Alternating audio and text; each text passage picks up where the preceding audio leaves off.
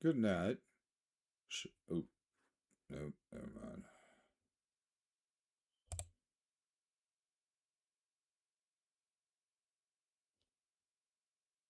Good night, she said softly.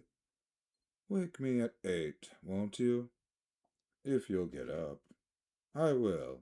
Good night, Mr. Carroway. See you anon. Of course you will, confirmed Daisy.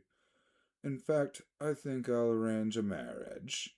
Come over often, Nick, and I'll fling you together. You know, lock you up accidentally in the linen closets and push you out to sea in a boat. And all that sort of thing. Good night, called Mrs. Baker from the stairs. I haven't heard a word. She's a nice girl, said Tom after a moment. They aren't to let her run around the country this way. Who aren't to? Inquired Daisy coldly. Her family. Her family is one aunt about 1,000 years old.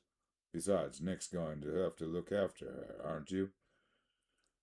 She's going to spend lots of weekends out here this summer. I think the home influence will be very good for her. Daisy and Tom looked at each other for a moment in silence.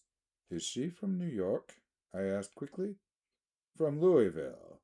Our white girlhood was passed together from there. Our beautiful white. Did you ever give Nick a little heart-to-heart talk on the veranda? Demanded Tom suddenly. Did I? She looked at him. I can't seem to remember, but I think we talked about the Nordic race. Yes, I'm sure we did. It sort of crept up on us, and first thing you know, don't believe everything you hear, Nick, he advised me. I said lightly that I had heard nothing at all, and a few minutes later I got up to go home. They came to the door with me and stood side by side in the cheerful square of light. As I started to motor Daisy, called, Wait. I forgot to ask you something, and it's important. We heard you were engaged to a girl out west. That's right, corroborated Tom kindly. We heard that you were engaged. It's libel. I'm too poor. But we heard it, insisted Daisy, surprising me, opening up again like a flower-like way. We heard it from 3 people, so it must be true. Of course I knew what they were referring to, but I wasn't even vaguely engaged. The fact that gossip had published the banns was one of the reasons I had come east. You can't stop going with an old friend on account of rumors, and on the other hand, I had no intention of being rumored into marriage. Their interest rather touched me and made me less remotely rich. Nevertheless, I was confused and a little disgusted as I drove away. It seemed to me that the thing for Daisy to do was to rush out of the house, child in arms. But apparently there was no such intention in her head.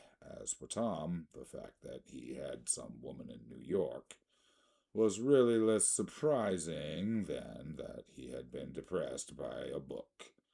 Something was making him nibble on the edge of stale ideas, as if the sturdy physical egotism no longer nourished his peremptory heart.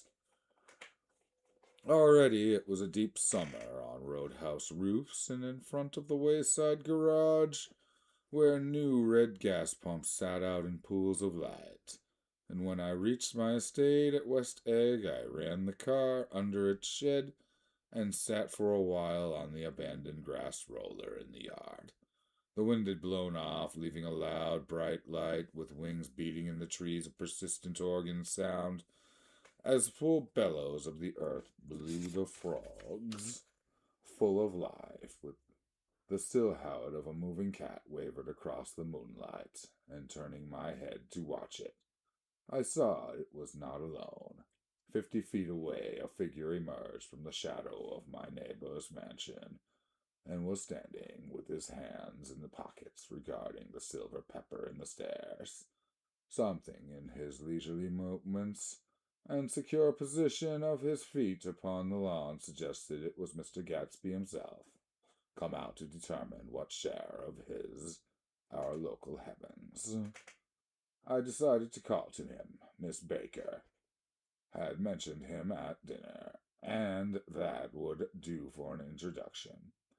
But I didn't call to him, for he gave a sudden intimidation that he was content to be alone. He stretched out his arms towards the dark water in a curious way, and far as I was from him, I could have sworn he was trembling.